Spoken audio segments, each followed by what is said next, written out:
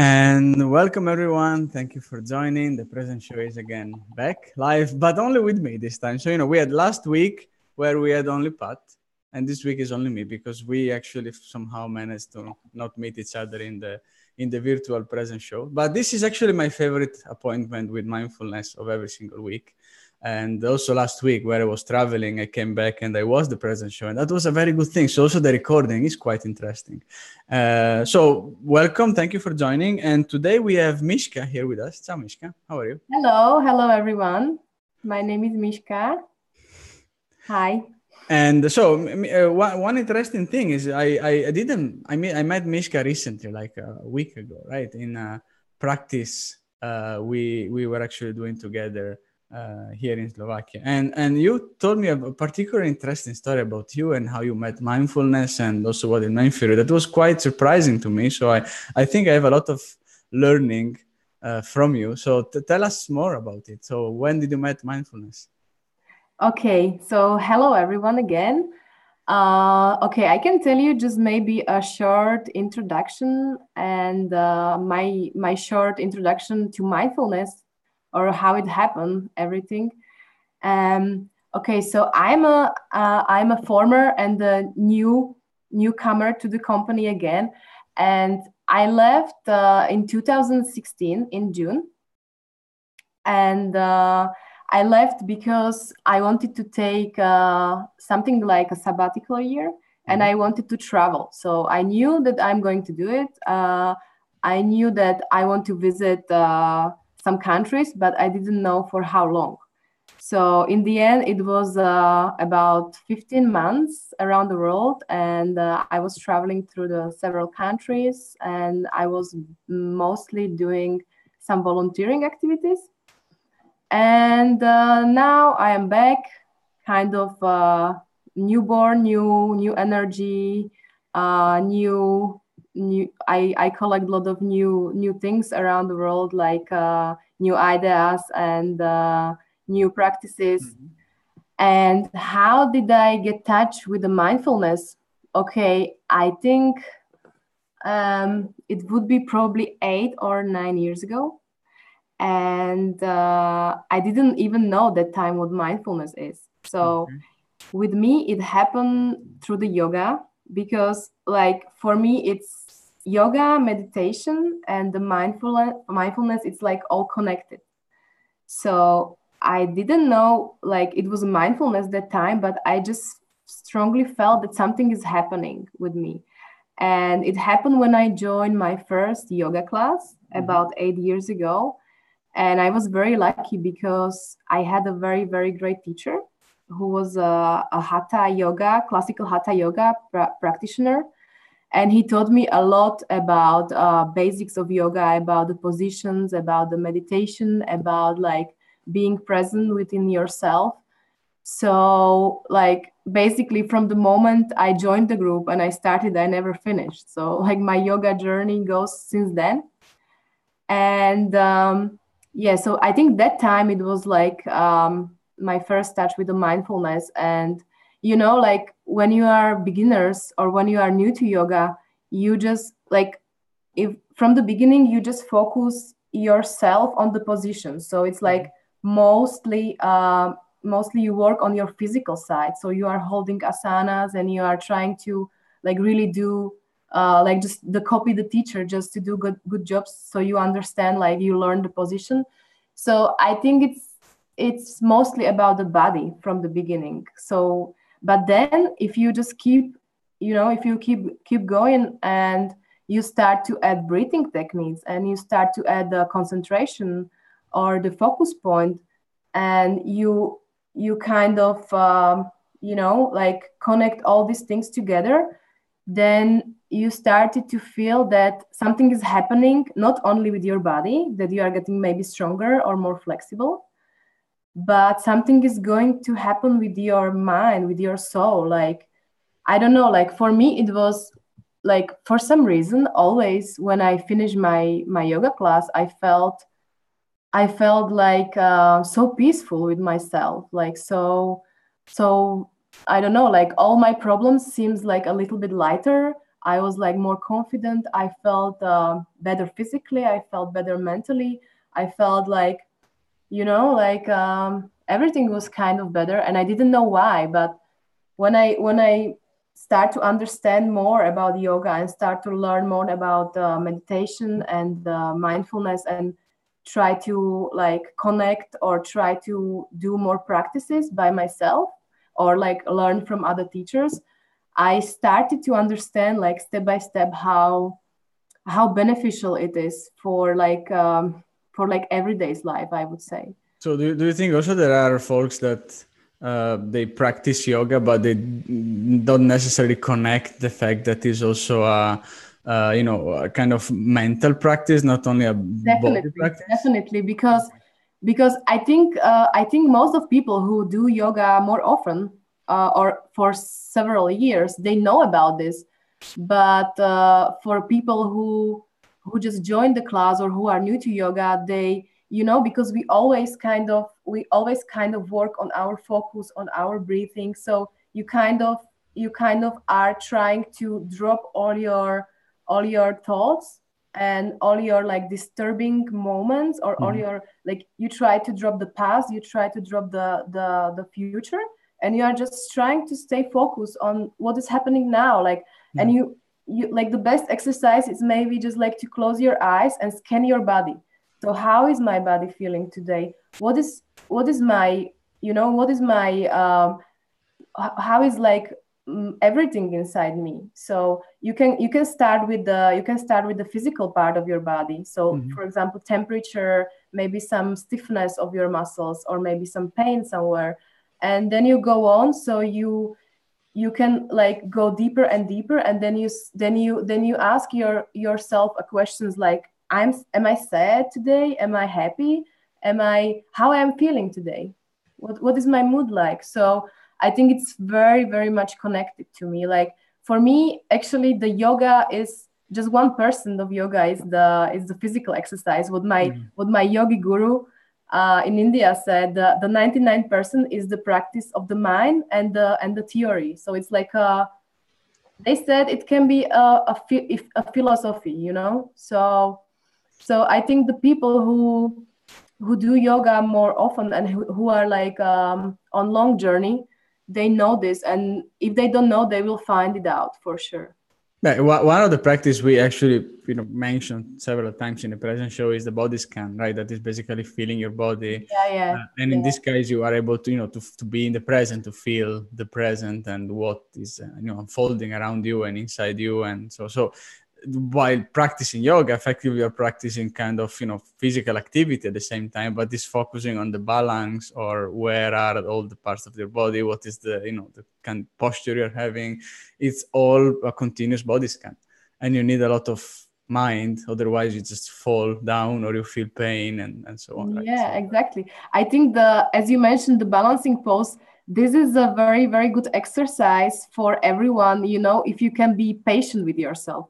Because most of the people, like when you just start to do any balancing pose, they have a tendency to fall down, or just like to, and some people are like, or even me, like from the beginning, I was like getting so upset with me or so angry, and I was like, no, I want to do it right now. So it's like a very, very good exercise, like to try. And the other teacher of mine once said that just try forever, and when you fall down with a smile. So that's also a good thing I always remember when I fall down, like just not to be angry, but to fall down with a smile, and just to, come back and just keep trying, like in the life. it's a way as well to feel your emotions towards the failure and success in this case. Yeah.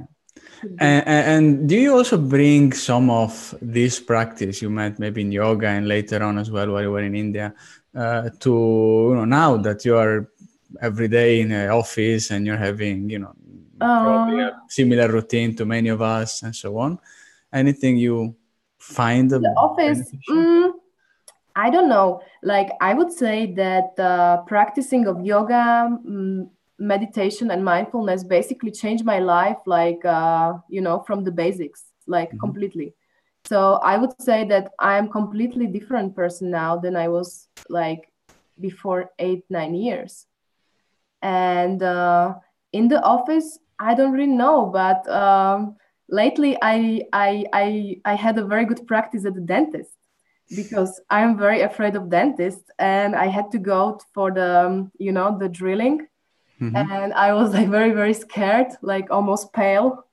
And what helped me actually to release the stress was the breathing. Just it's just like deep inhale, deep exhale. So just like slowly, and it sounds maybe silly or like very simple, like but it's working so well because your concentration is it's watching, or it's focused on your like how you are working with the breath. And even what I try to do sometimes when I can't really focus, it's that I'm trying to visualize the breath. So like my breath is not something invisible, but I can see it like in some like a ghost form, and I'm just like trying to imagine that it goes inside my nostrils and going like to the chest and to the rib cage and down to belly and out.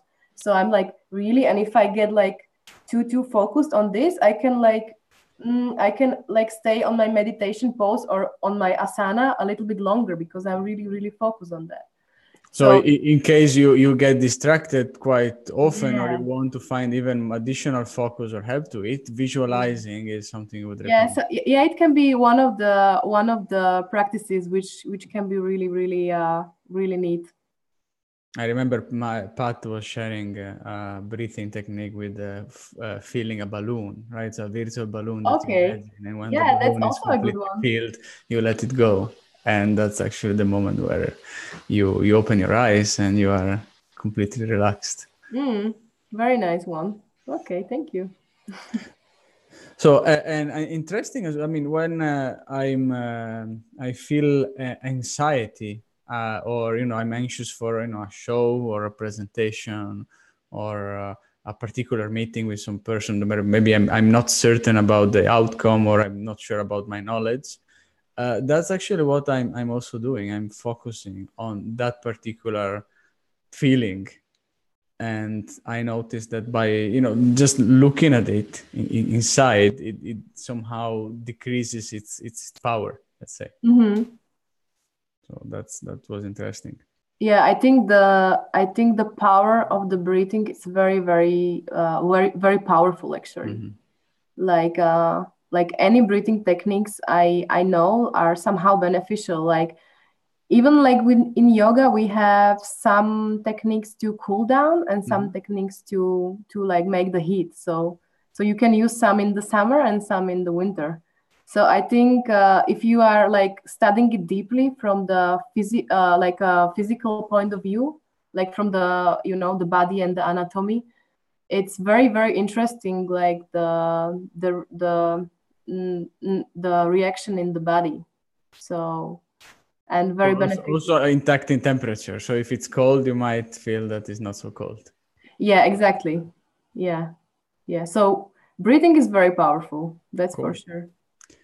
So I think it's time now for our final mindful minute. Is there anything you would like to share with our listeners about the something that they can do for in 1 minute, but that could give them a lot of relax or energy for the day? Yeah. Okay. If we are speaking so much about breathing, I would like to share with you maybe something which we call the full yoga breath. Okay. So it's basically that we started. You can use the visualization of the breath if it is help you. You can close your eyes a little bit and just inhale with your nose. Use the both nostrils at the same time and slowly exhale. So once more, inhale with the nose and exhale. Try to prolong the exhale. Inhale again, third time. And try to prolong the exhale almost double than the inhale. Okay, and now we try with the belly. So we expand our belly and then we continue with the breath, like up to the chest. So we expand the chest. And in the end, we try to feel it. So we open the chest and the breath, we will feel the breath in the end under the collarbones, and then just gently exhale, exhale, exhale. So we can try together at least 3 times. So deep inhale, open up your belly to the side, then push the breath up, up, up to the chest, open, widen the chest, and then finish under the collarbones. And exhale, exhale. Just let all the breath go out of the U, even squeeze the belly a little bit on the end. Okay, again, second round. Inhale, expand your belly, bigger, bigger, bigger. Going to the chest, expand the rib cage, open the chest, and push the breath under the collarbones. And strong, long exhale, everything out, everything out. Okay, last round. Open up your belly, expand as a balloon, and going up, rib cage, open up the chest, and finish under the collarbones. And long exhale, exhale, exhale. Just breath out everything what you have. And then just start to breathe normally with the nose. Inhale, exhale. And slowly open your eyes. And keep breathing. Thank you. You're welcome. So that's something actually it lasts only 1 minute, but it gives the opportunity to breathe, and breathing naturally is calming us down, right? And by this you can focus on your belly, on your chest, growing and growing, and it's an opportunity to get into the present. So thank you a lot, Miska, for being You're welcome. Here. Thank you. Thank you for inviting me. Thank you guys for joining the present show. So we will see each other in a week from now. And until then, have fun, and also don't forget to be mindful, please. Thank you. Bye-bye.